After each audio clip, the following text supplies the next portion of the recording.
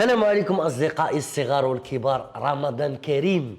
كيف العادة معكم خوكم كريشو. هذا اليوم غادي ندير لكم واحد الوصفة سبيسيال. اليوم عندنا الخبز مشفر على الطريقة ديال العيشة. مشفر لا ماشي مسروق، مشفر عنده الشفرة، واليوم الشفرة ديالو هي الكونفيتور عيشة.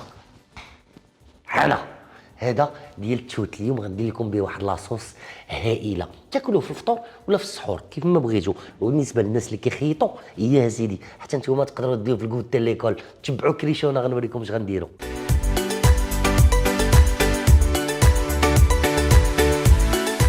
سي تري سامبل. غادي ناخذوا البيضه ديالنا مفقوسه، وغادي نديروا عليها واحد شويه ديال الحليبه، وغادي نديرو قبيصه ديال الملحه. وفي هاد الوقيته غادي نسخنوا البوطه ديالنا وندوبوا فيها شويه ديال الزبيده. نشعلوا على المقيله ديالنا نخليوها تسخن ونديروا فيها واحد شويه ديال الزبيده. ها هي. ودابا غنطربوا نعماس هاد الخليط ديالنا. غادي ناخذوا البريوش ديالنا وغادي نقطعوها شرائح. من بعد ما قطعنا لا بريوش ديالنا غادي نحاولوا نحطوها في هاد الخليط.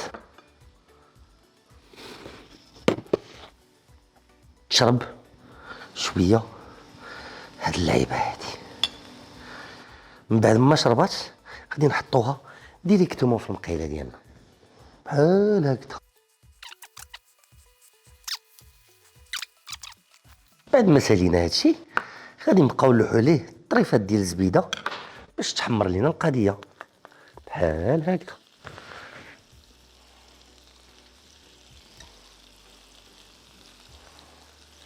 من بعد ما تحمروا لينا وتجمروا لينا لي بغيوش ديالنا غادي نحطوهم هنا يرتاحوا. دابا هنا غنبداو نديرو في لاصوص ديالنا. غادي ناخذوا الكونفيتور ديال التوت ولا الفرومبواز، وغادي نديرو واحد 3 ديال المعالق مقودين نيت هكذا.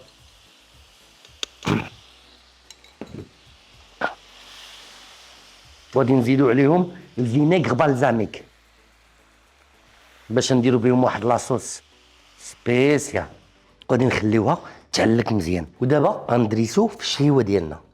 غادي ناخدو اون طرونش نديرو عليها لو كولي ونزيدو لا طرونش الثانيه، نزيدو عليها شي شويه د الكولي حتى هي بهاد الطريقه. ونديرو شويه لي بونبون بحال هكذا. ما نساوش السكر كلاسي.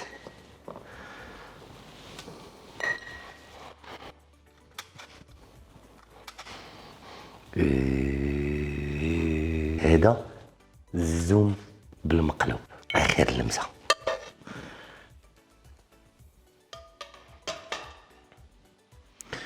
وديسير واش من ديسير هذا. خلينا من الكوزينه ديال الشيف سيمو.